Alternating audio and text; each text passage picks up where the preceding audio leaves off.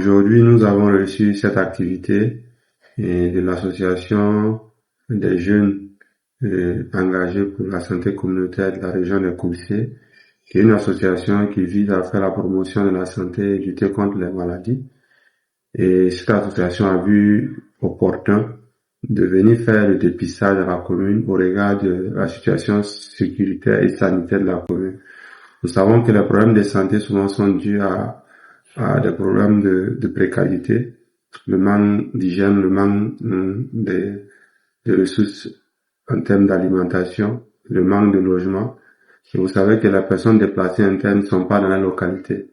Donc beaucoup sont dans des conditions de précarité, accès à l'eau difficile, et accès à l'alimentation difficile, et également ils vivent en proximité. Donc du coup, les facteurs de risque sont très élevés pour les maladies. Et voilà, donc ce qui a aussi un impact sur le profil sanitaire de la commune. Nous n'avons pas de chiffres de façon annuelle, mais nous savons que en consultation chaque jour, on a des cas vraiment non négligeables de maladies infectieuses et de pathologies chroniques qui sont dépistées.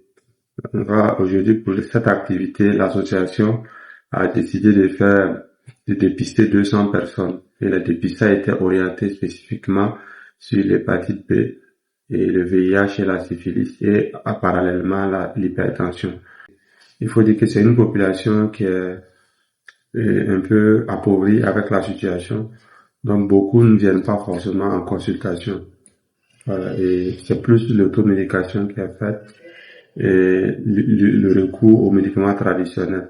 Donc la plupart des cas que nous dépistons, c'est des cas vraiment qui viennent à un stade avancé et c'est en consultation de routine qu'on dépiste. Donc cette activité qui est un dépistage de masse permettra vraiment de dépister ces cas qu'on a du mal à retrouver en consultation de routine. Donc c'est une initiative vraiment salutaire. Et pour ce qui est de la prise en charge, le mécanisme c'est quoi? C'est que nous avons la possibilité de suivre les malades et même de les référer à Kaya. Le plus gros défi se retrouve où la disponibilité des intrants, notamment les intrants de dépistage, également le suivi. Voilà, le suivi en termes d'examen, parce que souvent les examens sont payants. Pour ce qui est du VIH, la stratégie nationale elle fait en sorte que voilà, ils sont pris en charge dans le dépistage et dans le suivi. Même les traitements sont gratuits. Mais pour ce qui est de l'hépatite B, en dehors des femmes enceintes qui bénéficient de ténophobie lors de la grossesse et à 3 mois de l'accouchement, après cela, tout est payant. Les vaccins pour les cas négatifs sont payants. Les intrants de dépistage sont certes gratuits, mais les traitements sont payants pour les cas positifs. Donc, je pense que c'est déjà à féliciter l'association qui a eu l'initiative de faire cette activité et les encourager à multiplier cela. Ça va nous permettre de dépister des cas qui sont sous-diagnostiqués.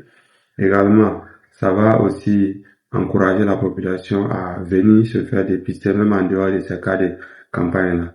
Et notre plaidoyer, c'est que s'il y a des partenaires qui sont là pour accompagner à la disponibilité des intrants et des médicaments pour le suivi, et même faciliter l'accès à certains examens, parce qu'il faut reconnaître que, puisque là, c'est que récemment qu'on a acquis un labo pour pouvoir faire certains examens paracliniques. Sinon, c'était pas évident. La plupart des examens, il fallait aller à Kaya pour le faire, et au regard du contexte, c'était difficile.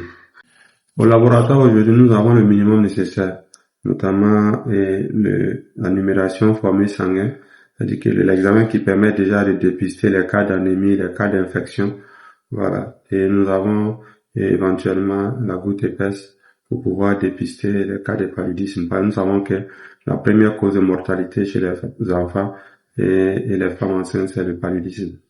Voilà. Donc, du coup, on arrive chez les enfants, c'est le paludisme, chez les femmes, c'est les hémorragies, mais le paludisme en fait partie parce que le paludisme va créer l'anémie et qui va compliquer les grossesses. Donc, avec déjà ce laboratoire, avec ce minimum-là, nous arrivons à le faire.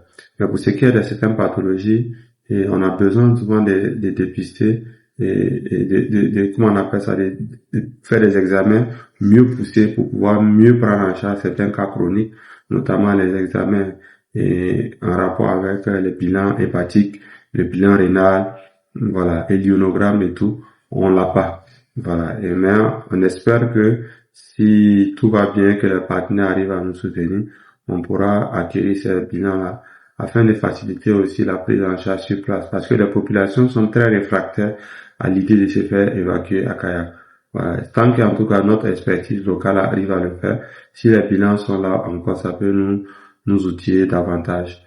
En marge du labo, on a aussi l'échographie qui est un bilan paraclinique auquel on a besoin. Vous savez que les femmes enceintes, au moins, il faut un suivi avec l'échographie. Mais malheureusement, on n'a pas d'échographie à Kaya, à Piscila ici. Il faut orienter les femmes à Kaya. Et donc, ça rend encore compliqué la prise en charge. Et ce qui fait que souvent, certains cas de malformation ou de complications sur grossesse sont dépistés tardivement au regard de l'accès réduit à l'échographie. Nous encourageons les uns les autres à venir. Nous sommes là nuit et jour. Nous sommes là pour accompagner la population, même quand la ville était sous blocus, même quand la voie était difficile d'accès, nous étions là. Et nous sommes disposés à les accompagner. Je pense que c'est intéressant de faire recours à la médecine moderne et après, s'il y a lieu, nous on pourra mieux leur donner des orientations. S'il y a lieu qu'ils aient accès à des médicaments traditionnels, on saura leur donner les conseils qu'il faut pour ne pas qu'il y ait plus de risques dans l'usage de ces médicaments traditionnels. Donc, c'est de ne pas hésiter. Et les mesures sont mises en place pour les accompagner. Même quand il y a un problème de finances, nous savons comment les planifier avec eux pour pouvoir mobiliser la ressource pour un meilleur suivi.